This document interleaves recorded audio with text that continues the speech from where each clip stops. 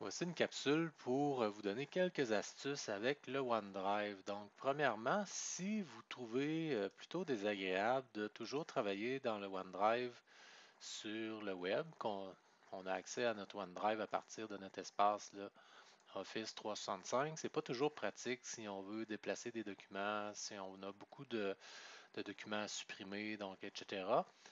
Je vais vous montrer ce que là vous pourriez faire. Donc, moi, ce que j'aime bien, c'est m'assurer que mon OneDrive se retrouve dans mon explorateur de fichiers. Donc, pour l'instant, vous pouvez voir qu'il n'est pas là.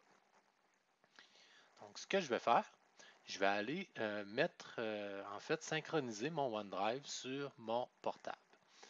Vous allez peut-être trouver l'icône, un petit nuage bleu OneDrive ici si vous avez déjà connecté votre compte OneDrive. Sinon, ben, tout simplement faire une recherche OneDrive et l'application va nous demander de nous connecter. Donc, je vais me connecter à mon compte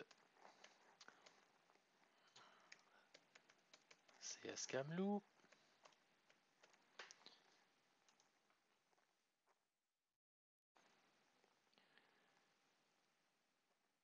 Vous voyez déjà que le petit nuage bleu vient d'apparaître dans le bas de ma barre de tâches. Donc, suivant, je vais utiliser, il y a déjà un dossier OneDrive sur ce PC, donc ce que je vais faire, c'est utiliser ce dossier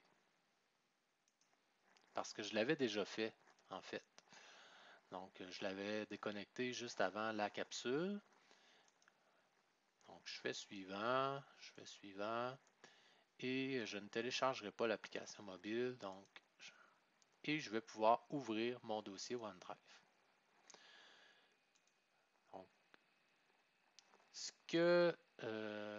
que c'est en train de faire présentement, donc vous voyez que c'est en train de se synchroniser directement sur mon portable. Donc, je vais avoir maintenant, si je monte un peu dans mon explorateur de fichiers, directement mon OneDrive Commission scolaire Kamouraska Rivière-du-Loup avec tous les dossiers là, qui se retrouvent exactement la même chose que ce qui se retrouve ici, donc exactement ces mêmes dossiers-là, mais cette fois-ci directement dans mon explorateur de fichiers. Donc c'est beaucoup plus simple si j'ai à supprimer ou déposer beaucoup de documents à la fois. Je vais pouvoir travailler directement là, dans mon explorateur de fichiers. Maintenant que mon OneDrive est synchronisé sur mon portable, je vais pouvoir utiliser en fait les fichiers directement du OneDrive sur mon portable. Par contre, il y a des éléments à faire attention. Donc, je vais juste vous présenter un peu quelques astuces que vous pourriez utiliser. Donc, premièrement, je vais accéder à mon OneDrive. Comme vous pouvez voir, il y a des petits symboles à côté de chacun de mes dossiers. Donc, présentement, j'ai des nuages, j'ai des petits bonhommes aussi qui sont là, j'ai certains items qui sont en crochet vert. Donc, qu'est-ce que ça représente tout ça? Quand un document, comme par exemple, c'est le document 1 ici, a un crochet vert, ça veut dire que le document est vraiment sur mon ordinateur. Donc, il est présent physiquement, si on veut, sur le portable. Quand le document est dans un symbole nuage, donc ça veut dire que le document n'est pas vraiment sur mon ordinateur, il est dans mon OneDrive. Donc, si je voulais, par exemple, travailler le document C'est logique et que je n'avais pas accès à Internet, je ne pourrais pas travailler ce document-là parce qu'il n'est pas physiquement présent sur l'ordinateur, contrairement à ces deux-là ici.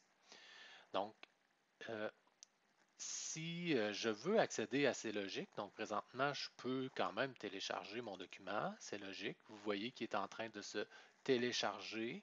Hein, il apparaît, il va apparaître. Donc voilà, vous voyez qu'il apparaît. Et maintenant, il est crochet vert. Ce que je vous recommande en fait par rapport aux nuages et au crochet vert, c'est de ne pas trop avoir justement de documents avec des crochets parce que ça prend de l'espace sur votre ordinateur. Donc, ce que vous pouvez faire, si jamais je voulais euh, enlever le crochet, je pourrais tout simplement, je vais fermer mon document par contre, donc je pourrais tout simplement cliquer un clic droit et libérer de l'espace ici. Donc à ce moment-là, vous voyez qu'il retourne dans le nuage. Vous avez peut-être remarqué, donc si je refais un clic droit, je peux décider de toujours conserver sur l'appareil aussi. Si jamais j'avais un document important que je veux y avoir accès, même quand j'ai pas Internet, donc je pourrais décider de toujours conserver sur cet appareil. À ce moment-là, ce qu'il va faire, c'est qu'il va apparaître avec un crochet vert plein. Hein? Et il y a la possibilité, c'est sûr, de changer cette propriété-là en cours de route. Donc, si je recoche, il devient vert avec un rond blanc et je peux toujours libérer de l'espace si jamais je veux le faire retourner dans le nuage. Si jamais vous voulez faire un ménage et libérer de l'espace en envoyant dans le nuage plusieurs documents au lieu de les faire un à un, donc vous pouvez faire un clic droit sur OneDrive et libérer de l'espace. Sachez par contre que même les documents avec un crochet vert vont s'en aller dans le nuage. Donc libérer de l'espace et ça va s'appliquer à tous les éléments qui se retrouvent dans mon ordinateur, en fait dans mon OneDrive.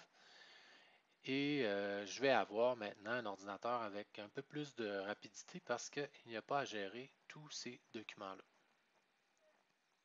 Et voilà, donc comme je vous ai dit, le document qui avait un crochet vert est maintenant encore dans le nuage. Pour ce qui est des bonhommes, donc quand il y a des bonhommes, ça veut dire que le document il est partagé avec des personnes ou encore des groupes.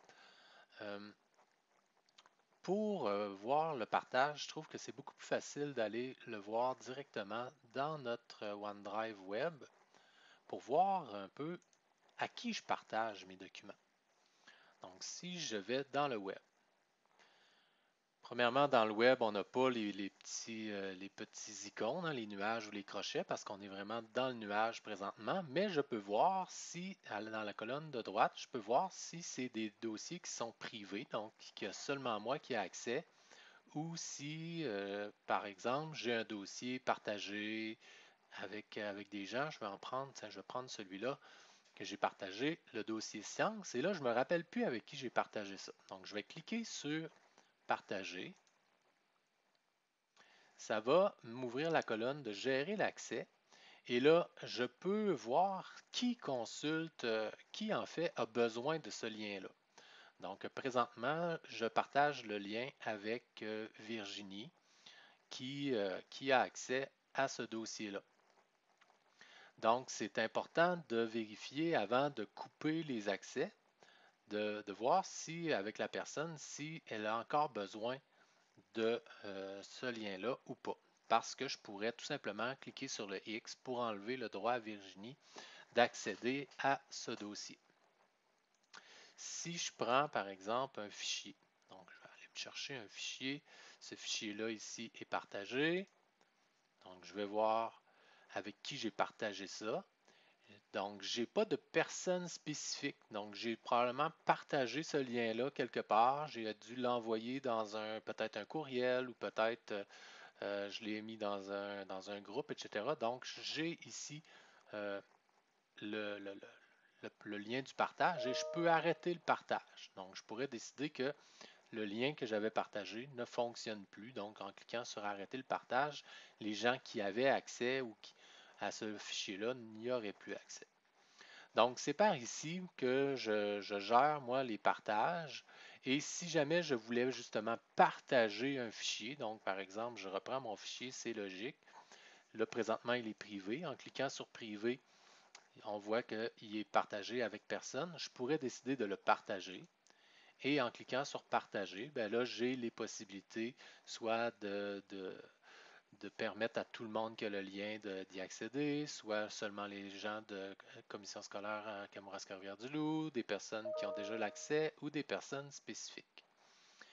Si je décide, par exemple, que c'est toutes les personnes qui travaillent au sein du centre de service scolaire, ben, je peux décider, est-ce que mes gens ont le droit de modifier mon document si c'est un document collaboratif Mais si je ne veux pas qu'il le modifie, donc je ne cocherai pas autoriser la modification. À ce moment-là, les gens vont être en mesure de l'ouvrir et de se créer une copie pour pouvoir travailler sur leur document.